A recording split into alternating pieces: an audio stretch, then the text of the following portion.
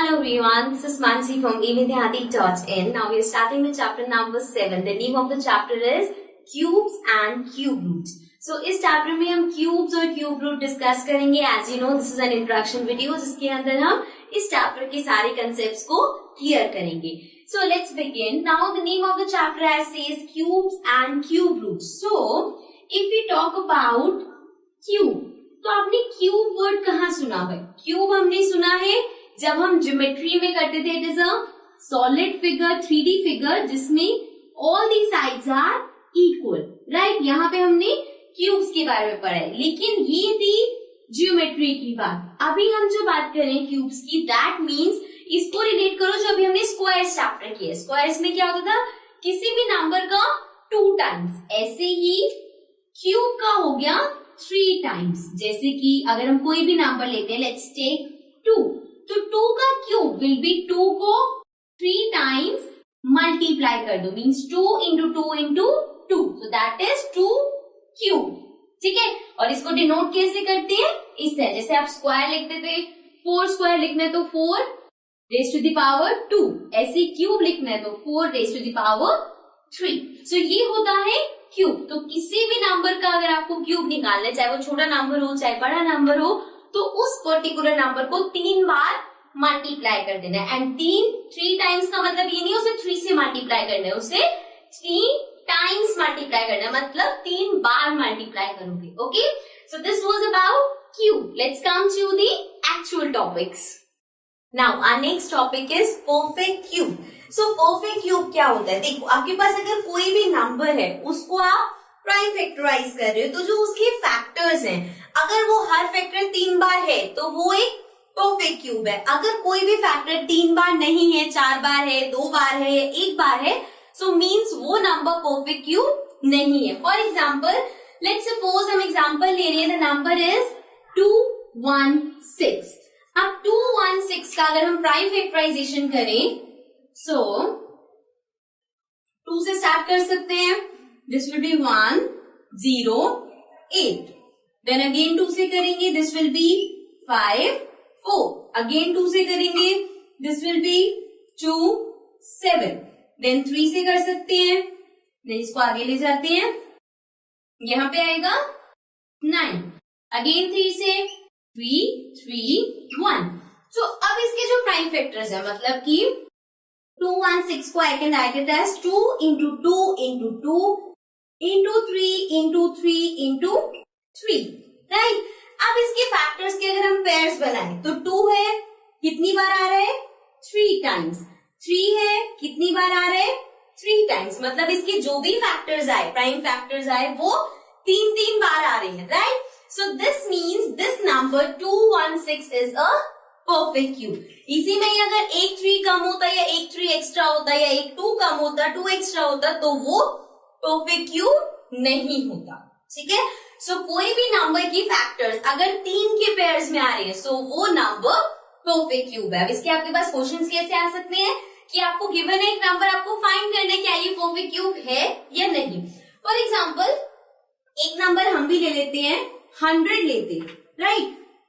सो अगर मैं यहाँ पे 100 को प्राइम फैक्टराइज करूं, 2 से स्टार्ट करते हैं, दिस विल बी 5, 0, 2, 25, 5, 5, 1. अब इसके फैक्टर्स क्या है, 2 इंटू 2 इंटू 5 इंटू 5. सो ये 2 2 बार आ रहे, 5 2 बार आ रहे, दोनों में से कोई भी 3 बार नहीं आ रहा. और अगर एक आप भी ज्यादा 3 बार, अगर एक नंबर पे 3 बार नहीं आ रहा, तो मतलब कि ये नंबर परफेक्ट क्यूब नहीं है. So means 100 is not a perfect cube. Perfect cube का मतलब समझ आ गया. Now let's come to the next topic.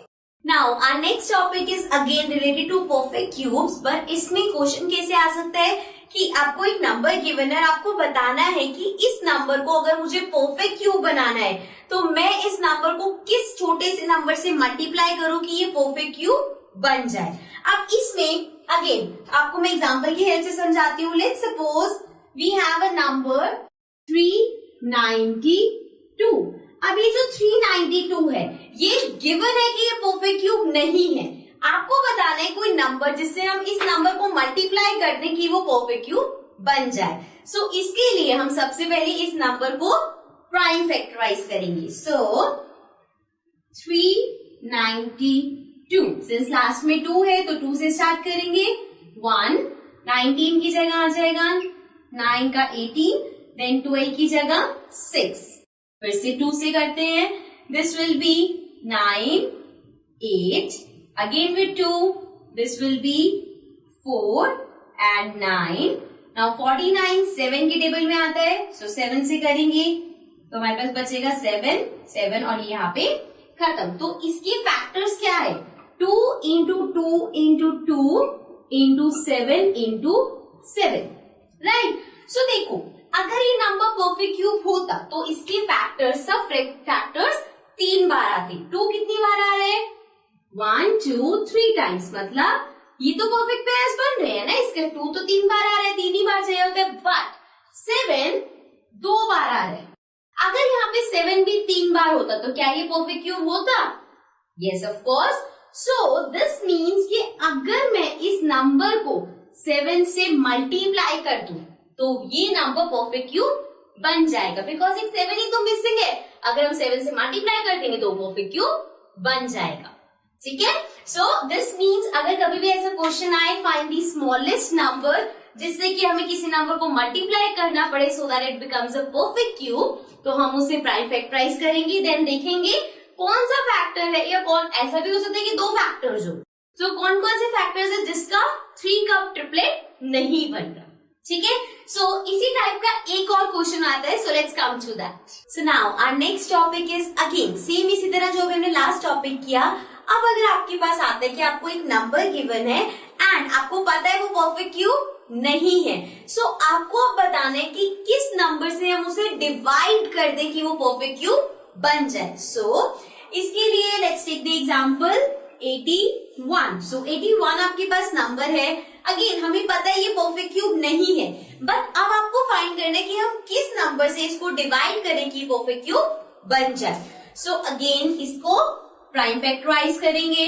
So we'll start with 3. This will be 3 into 2, 6, बचा 21. So 3 into 7, 21. Again 3 से करेंगे, it will be 9. Again 3 से करेंगे, 3, 3, 1. So अब इसके फैक्टर्स जो हमारे पास आएंगे, that is 3 into 3 into 3 into 3. Right? So here अगर हम इसके पेयर्स बनाए तो देखो यहाँ पे 3 का एक ट्रिपलेट बन रहा है, राइट। 3 4 बार आ रहे, तो 3 बार का तो एक पेयर बन गया, कितना एक्स्ट्रा आ रहा है? इंटू 3, मतलब एक 3 एक्स्ट्रा है, तो जो एक्स्ट्रा है उसको डिवाइड कर दो। पहले कम होता था तो हम मल्टीप्लाई कर देते थे, अब एक एक्स्ट्रा है तो जो एक्स्ट्रा है उसको कर देंगे हम divide. Means the smallest number जिससे 81 को डिवाइड करना चाहिए इज 3, बिकॉज अगर आप उसे 3 से डिवाइड करोगे तो जो नंबर आएगा वो परफेक्ट क्यूब होगा। Okay, now let's come to the next topic. Now our next topic is cube root. अब क्यूब रूट क्या होता है? क्यूब्स हमने पढ़ लिया, परफेक्ट क्यूब भी देख लिया। क्यूब रूट क्या होता है? सबसे पहले क्यूब रूट का साइन होता है, ये साइन किसका है? स्क्वायर रूट का। सो अगर स्क्वायर रूट में आप यहाँ 3 लगा दो तो ये बन जाता है क्यूब रूट। अब क्यूब रूट होता क्या है? अगर कोई नंबर है जिसका आपको क्यूब रूट निकालना है, लेट्स सपोज नंबर ले लेते हैं हम 1000, इसका आपको फाइंड करना है क्यूब रूट। तो क्यूब रूट कैसे निकालेंगे? देखो बुक पे 2 मेथड्स दे रखे, एक एस्टिमेशन वाला, एक प्राइम फैक्टराइजेशन वाला। जब भी क्यूब रूट निकालो तो go for the prime factorization method, because questions में, एक्सरसाइज में भी आपको वही करना है एंड वो ही एक ज्यादा एक्यूरेट वे है जिससे आप क्यूब रूट फाइंड कर सकते हो। So we are only going to discuss about the prime factorization method. So let's come back here. 1000 का हमें क्यूब रूट निकालना है, तो जो नंबर है 1000 उसको कर दो प्राइम फैक्टराइज। सो ये हमने लिया 1000, 2 से स्टार्ट करते हैं, दिस इज 10 है, सो 5 0 0, again with 2, so this is 2 5 0, again with 2 1 25, again then with 5, so we have 5 into 2 10, 25 5, 5, then 5, 5 and 1. अब इसके फैक्टर्स क्या आए? 2 into 2 into 2 into 5 into 5 into 5, right? अब बनाओ इसके ट्रिपलेट्स. So 2 कितनी बार है? 3 times. 5 कितनी बार है? 3 times. दोनों 3 टाइम्स है. अब इन दोनों को एक एक बार कर दो. 2 3 टाइम्स है, कर दो 2. 5 3 टाइम्स है, कर दो 5. Right? So this means this is equals to 2 into 5. Cube root से बाहर ले आए, मतलब 2 3 बार है, 5 3 टाइम्स है. सो 2 into 5 is 10. So this means that cube root of 1000 is 10. And this also means अगर किसी नंबर का क्यूब रूट कोई नंबर है तो मतलब कि 10 का क्यूब भी 1000 ही होगा. Okay, so this is cube root. जैसे कि आप किसी नंबर का क्यूब निकालते हो, ऐसे ही उसका रिवर्स होता है cube root. Okay, so this was the last topic of this chapter. I hope आपको सारे कंसेप्ट्स क्लियर हो गए हैं. एंड जब आप एक्सरसाइज के क्वेश्चन करो तो क्वेश्चन आपको बहुत इजी लगे. Okay, so that's it from my side. I will be coming back again with a new chapter. Till then take care and bye bye.